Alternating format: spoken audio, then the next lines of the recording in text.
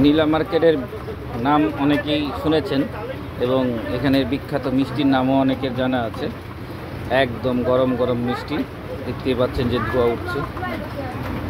এই মিষ্টি নিয়ে অনেকেই অনেক ধরনের ভিডিও করে, অনেক মন্তব্যই দেয়। তো তাদের মধ্যে থেকে আমরাও আজকে এই মিষ্টি খাবো এবং তার সম্পর্কে বলবো, মিষ্টির অনুভূতি কেমন, মিষ্টি কেমন লাগে।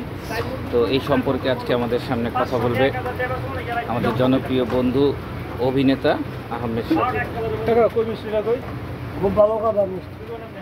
প্রিয় দর্শক, মিষ্টি ওর নামে আমি মামলা করবো, মিষ্টির নামে মামলা করবো। যদি বলেন কেন? কারণ যত প্রকার অবৈধ কাজ হয়, যত প্রকার ঘুষ দুর্নীতি হয়, এই মিষ্টির নাম ভাঙিয়ে নেওয়া হয়। কোটি টাকা করে ঘুষ নেয়, বলে যে ভাই একটু মিষ্টি খাওয়ার জন্য কিছু দেবেন না। আরে ভাই, মিষ্টি খাওয়ার জন্য কি কোটি টাকা ঘুষ? তাহলে মিষ্টির নামে মামলা করতে চাই হাইকোর্টে। হ্যাঁ, আপনি যেমন সাথে থাকেন, মিষ্টির নামে মামলা করবো, আপনারা সাক্ষী দিবেন। কোটি কোটি হাজার কোটি টাকা তারা ঘুষ নেয়, দুর্নীতি করে, এই মিষ্টির নাম ভাঙে। মিষ্টির তো কোনো অপরাধ করে নাই ভাই।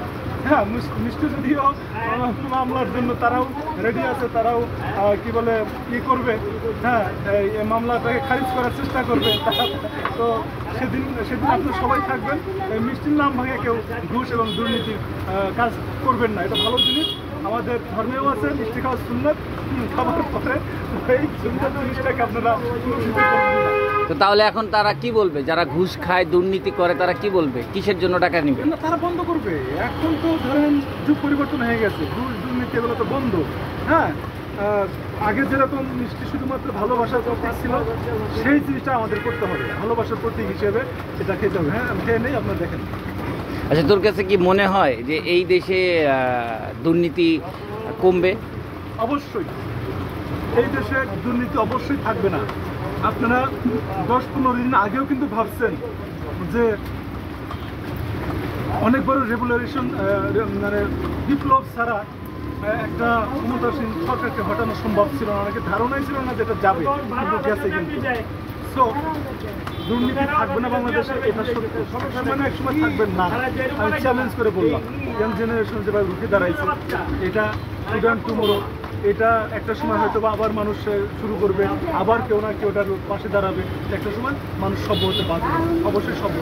ছাত্র জনতা যে আন্দোলন করে এই সরকারকে দমন করলো, এখন তোর কাছে কি মনে হয় যে ছাত্র সমাজ দেশটাকে একদম সোনার বাংলা হিসেবে গড়তে কতটুকু ভূমিকা পালন করতে পারে? আমি আবার বলছি, পলিটিক্স নিয়ে কথা বলবো না, তারপরেও বলি বাস্তব চোখে যেটা দেখতেছি, বর্তমান যেটা দেখতেছি, নিঃসন্দেহে ভালো। ছাত্র জনতা যেরকম রাস্তায় দাঁড়িয়ে দাঁড়িয়ে ট্রাফিকের কাজ করতেছে, রাস্তায় দাঁড়িয়ে দাঁড়িয়ে রাস্তা পেন্টিং করতেছে, রাস্তা পরিষ্কার করতেছে, বাংলাদেশের ইতিহাসে এরকম ঘটনা ঘটনাই দেখিনি। আমি এটাই চাচ্ছি, যে দেশটাকে সুন্দরভাবে করবে মানুষ, এই দেশটা মানুষ আইন মেনে চলবে, ট্রাফিক আইন মেনে চলবে, পরিষ্কার পরিচ্ছন্ন থাকবে। এটা কিন্তু শুরু হয়েছে, এটা কতদিন থাকবে আমি জানি না, তবে এটা থাকা উচিত। তো প্রিয় দর্শক, আপনারা বুঝতেই পারছেন যে মিষ্টি আসলে ভালো কাজে খাওয়া উচিত। মিষ্টি আসলে দুর্নীতির টাকায় না। এই দেশটা সুন্দরভাবে গড়ুক, সুন্দর একটা সোনার বাংলাদেশ আমাদেরকে এই দেশের সরকার, বর্তমান সরকার যেন উপহার দেয়, এই কামনায় করি। এবং মিষ্টি খেতে চলে আসবেন 300 ফিট নীলা মার্কেট, পূর্বাচল মিষ্টান্ন ভাণ্ডার, সুকুমার বাবু এই মিষ্টির দোকানে।